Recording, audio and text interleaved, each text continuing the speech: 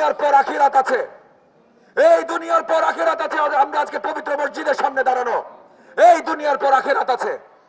সবচেয়ে বড় শিরকের সাথে যারা জড়িত তাদের জন্য যদি আপনারা কাজ করেন, এই দুনিয়াতে আপনারা কি পাবেন সেটা তো চিন্তা করতেই হবে, আখিরাতে আপনারা কি পাবেন এটাও চিন্তা করে নিন। কোনো একটা দলকে যদি আপনি সাপোর্ট না করেন তাহলে আপনি মুসলমান না,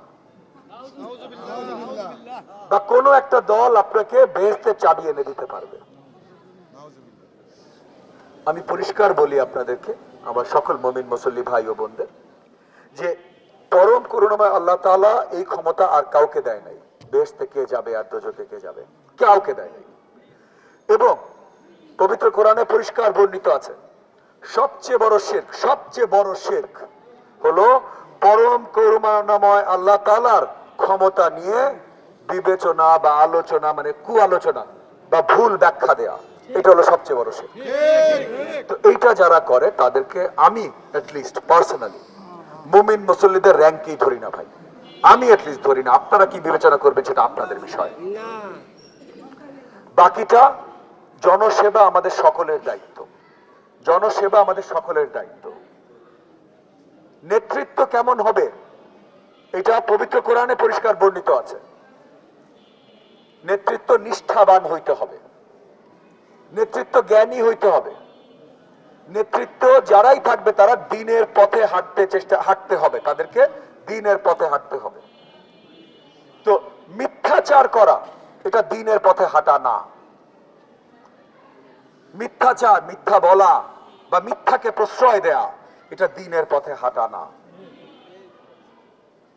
মিথ্যাচার বা মিথ্যাকে প্রশ্রয় দেয়া এটা নিষ্ঠার পরিচয় না। এবং আপনি যদি নেতা হতে হয় তাহলে জনগণের জন্য কাজ করতে হবে। আপনি একটা এলাকা, আমি গত 15 বছর রাজনীতির সাথে আছি, এই 15 বছরের রাজনীতি ছিল স্বৈরাচার বিরোধী রাজনীতি। শেখ হাসিনা যখন ক্ষমতায়, যখন স্বৈরাচারী সরকারের ক্ষমতা তুঙ্গে, তখন থেকে আমি স্বৈরাচারী সরকারের বিরোধিতা করেছি। 2 বার গুম হয়েছি, অনেক ধরনের আক্রমণের শিকার হয়েছি। কখনো কিন্তু কোনো মুচলেকা কাউকে দেই নাই যে এই সরকারের বিরুদ্ধে কথা বলবো না, অনেকে দিয়েছে, কোনো মুচলেকা কাউকে দেই নাই। কখনো কম্প্রোমাইজ করি নাই, গুম হয়েছি, গুমে যা বলি নাই আমার ছাইরা দাও, তাহলে যা বলবো মাইনা নিব, কোনোদিনও কম্প্রোমাইজড হই নাই। গণ অভ্যুত্থান 2024-এর গণ অভ্যুত্থানে 2 বার গুলিবিদ্ধ হয়েছে, অনেকবার পুলিশের অনেক ধরনের হয়রানির শিকার হয়েছে, লাঠিপাড় চার্জের শিকার হয়েছি, কিন্তু তাদের সাথে ইসে করি নাই, মীমাংসা করি নাই, চুপচাপ বসে যায়নি। অনেকেই কিন্তু দাঁড়ায়নি, আমি নাম ধরে বলতে চাই না, বাট অনেকেই দাঁড়ায়নি, অনেকেই মুচলেকা দিয়েছে, অনেকেই মীমাংসা করেছে। তো যারা মীমাংসা করে, যারা মুচলেকা দেয়, যারা সঠিক সময়ে দাঁড়ায় না, আমি তাদেরকে নিন্দা করছি না, তবে তারা আবার যখন অন্য কাউকে নিয়ে মিথ্যাচার করে এটা অত্যন্ত নিন্দনীয়, এটা অত্যন্ত নিন্দনীয়। আগামীতে আপনাদের জন্য কাজ কে করবে, আপনাদের সেবার দায়িত্ব কে নেবে, আপনাদের জনপ্রতিনিধি কে হবে, এটা বিবেচনা আপনাদের। আপনাদের ভোট একটা আমানত, এবং সবচেয়ে কিমতি আমানত আল্লাহ তাআলা যেগুলো আপনাকে দেবেন তার মধ্যে একটা হলো আপনার ভোট।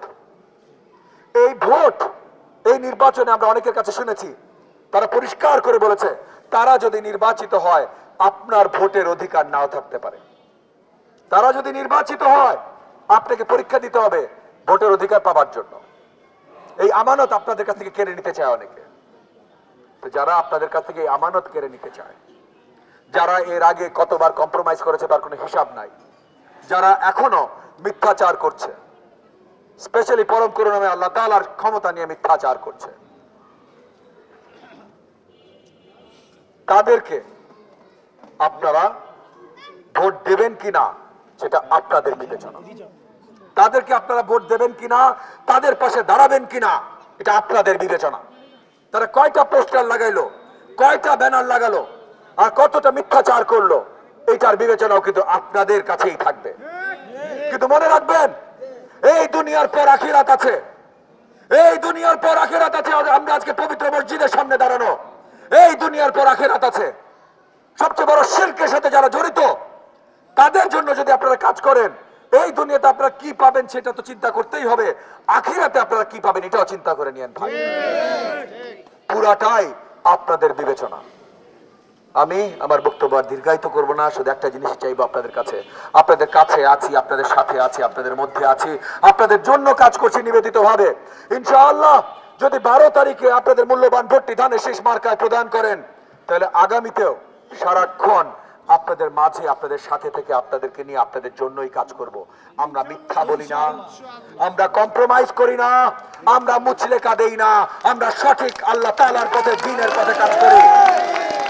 আমরাই রচনা করব নতুন বাংলাদেশ।